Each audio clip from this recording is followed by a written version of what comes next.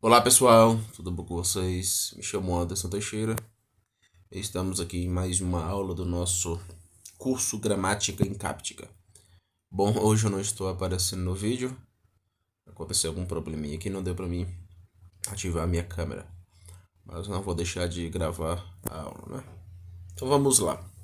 Na última aula nós estudamos sobre sujeito, né? Trabalhamos sobre o sujeito e para se fazer uma análise sintática precisamos abordar algumas algumas questões importantes.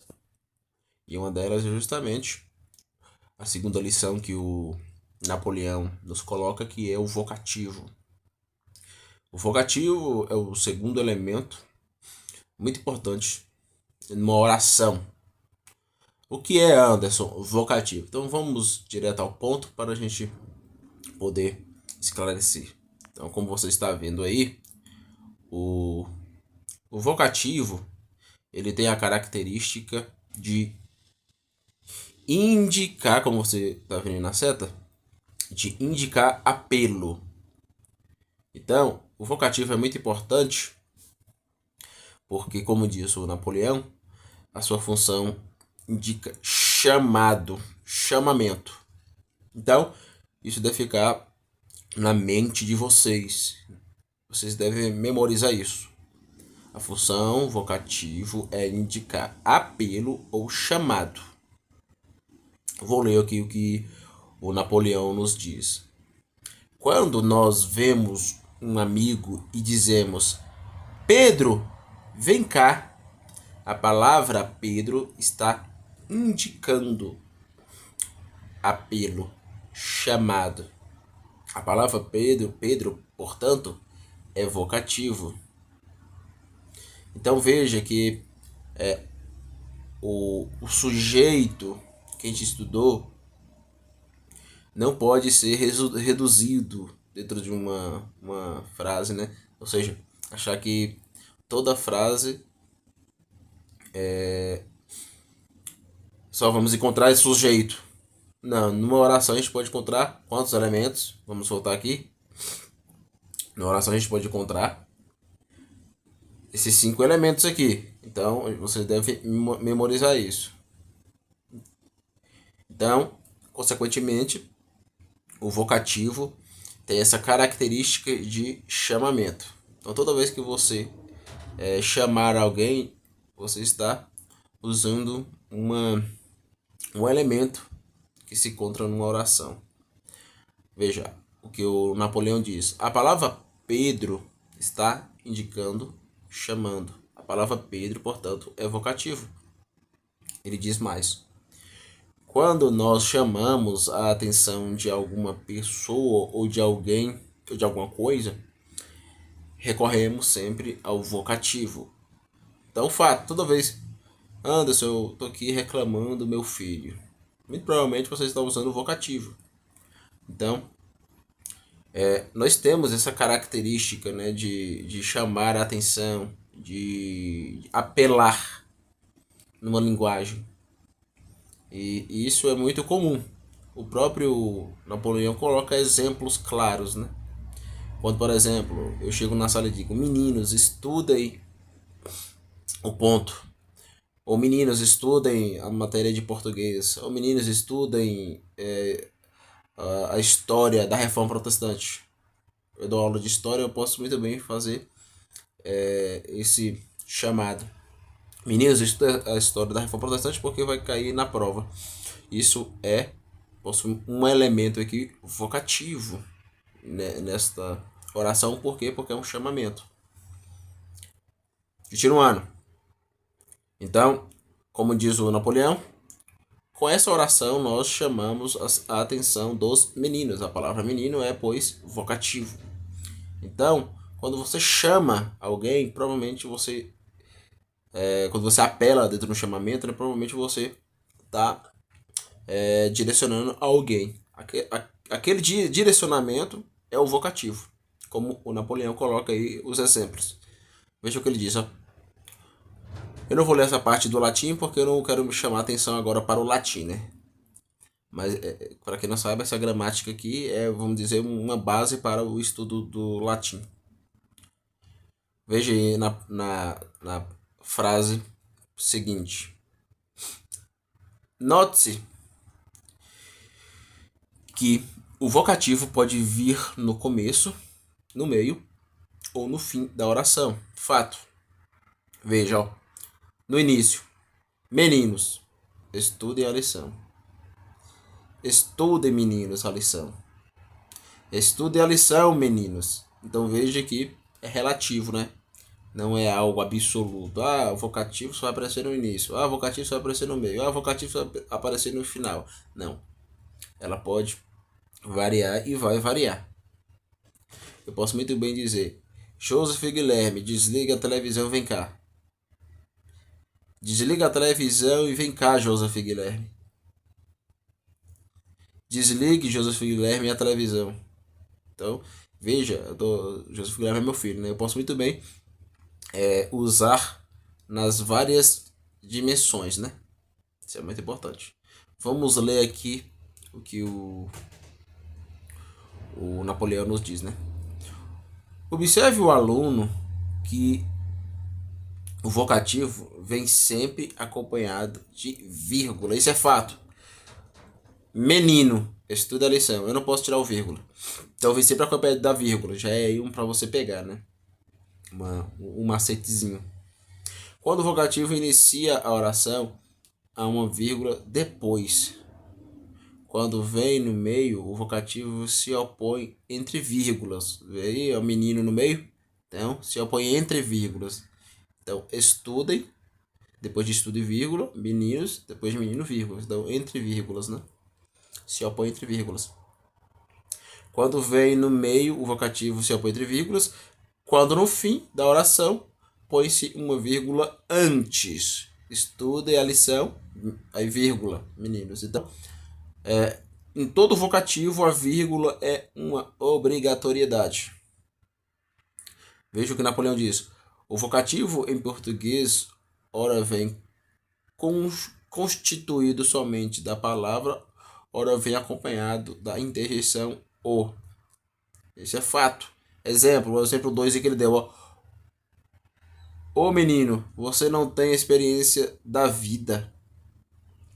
Então, a interjeição o aqui é justamente para dar mais ênfase. Poderia muito bem dizer, menino, você não tem experiência da vida, mas eu quero dar mais ênfase, eu quero dar mais vazão. Eu uso a interjeição o e digo, ô menino, você não tem experiência da vida. Isso também é um apelo, isso também é um chamamento, isso também demonstra vocatividade. Né? Veja o ponto que o Napoleão coloca para a gente poder prestar atenção. O aluno não deve confundir o que aparece nos vocativos com o que aparece nas orações exclamativas. O das orações que indicam admiração vem com H. Então, esse o com H aí é um o de admiração. Então, não pode ser confundido com o da interjeição ali que aparece nos vocativos. Presta atenção nisso. Continuando. Ao ponto, vou ler nisso para a gente não perder o fio da meada, né? O aluno não deve confundir o que aparece nos vocativos com o que aparece nas orações exclamativas. O das orações que indicam admiração vem com H e o ponto de admiração.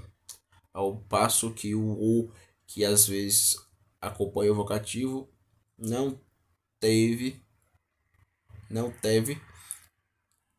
Deixa eu só aumentar aqui o meu livrinho, gente, porque tá complicado para ver aqui. Não teve vir. Provavelmente tá errado aqui, né? Não deve vir. Perdão, gente. Deve. Eu tô vendo um T aqui. Não deve vir com H. É os problemas do PDF, né? Então, o vocativo ele tem essa característica muito importante. Veja, a gente estudou sujeito. Recapitulando, o que é sujeito? Sujeito de uma oração, sabemos que indica ação. Todo sujeito trabalha ao lado do verbo praticamente, né? E verbo indica o quê? Verbo indica ação. Então eu posso dizer, Anderson escreveu um livro. Quem escreveu? Escrever é verbo, porque conjuga-se. Ele escreveu, ele escreverá, ele escreveria. Então eu posso conjugar o verbo escrever. Então, indicação. Então, sujeito da oração. Antes de você escrever o livro, é só você fazer a perguntinha: quem escreveu?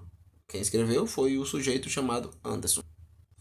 Então, pegou o que é sujeito, né? Então, se há sujeito, também que tem que haver vocativo.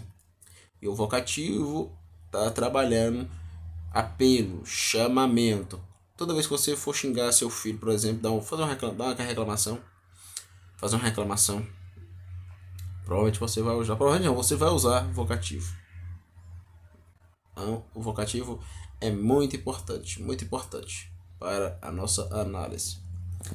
E na Bíblia a gente já encontra, né, Deus o tempo todo usando o vocativo. Deus chamando o povo para fora. Deus chamando Israel. Deus chamando o próprio filho. Deus está o tempo todo chamando, elegendo. Então isso é muito importante. Muito importante porque isso faz com que compreendamos vários fatores que acontecem não só na nossa vida, mas na nossa vida como cristão.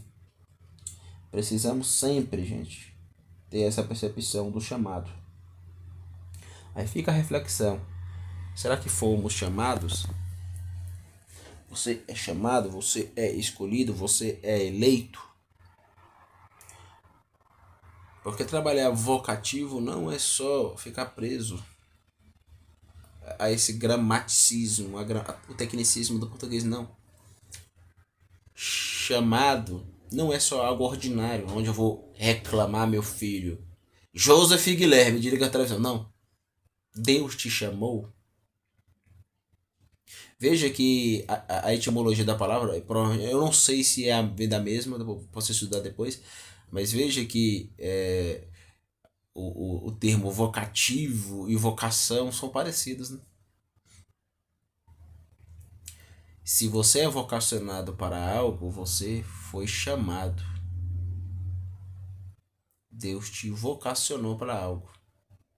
Você foi chamado. Vocação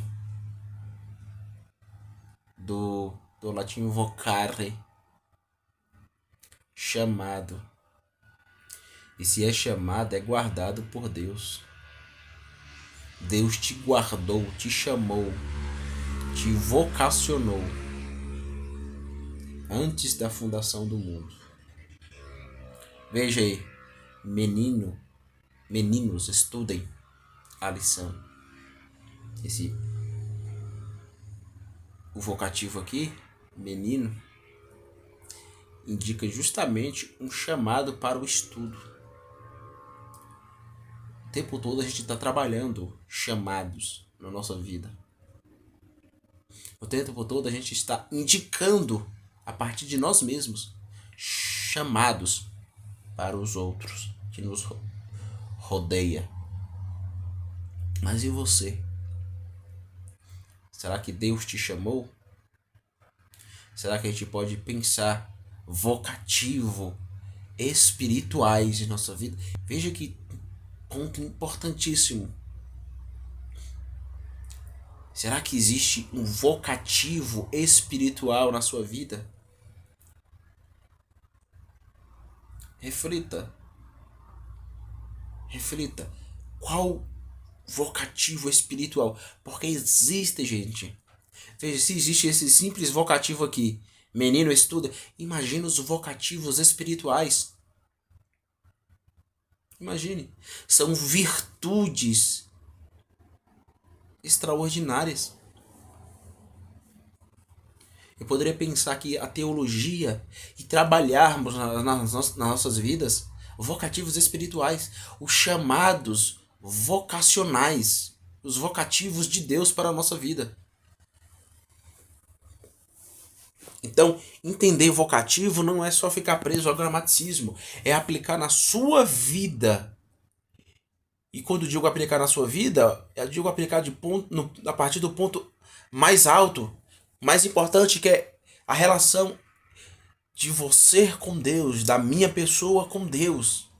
Quais são os vocativos que permeiam a minha relação com Deus? João Calvino disse: o cerne da sabedoria cristã consiste em conhecer a Deus e conhecer a si mesmo.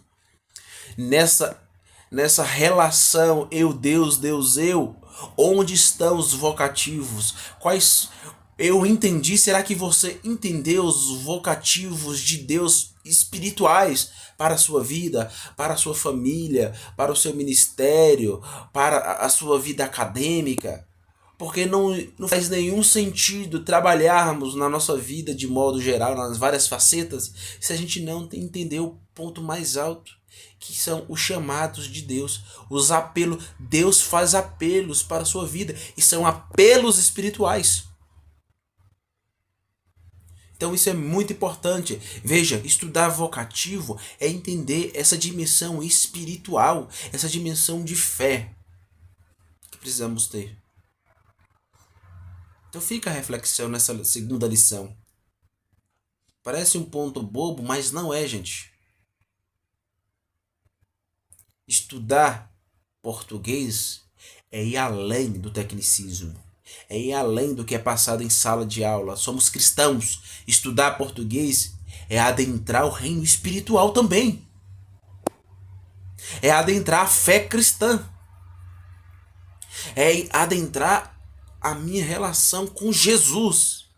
Por quê? Porque ele criou a linguagem.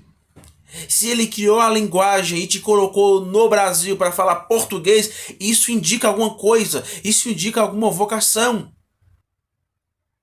Isso indica algum vocativo. Ele te chamou, ele apelou para você estar aqui hoje de modo soberânico, falando um idioma chamado português. Então, se eu estou aqui estudando português, consequentemente eu não devo olhar apenas como um fardo, porque está assim hoje.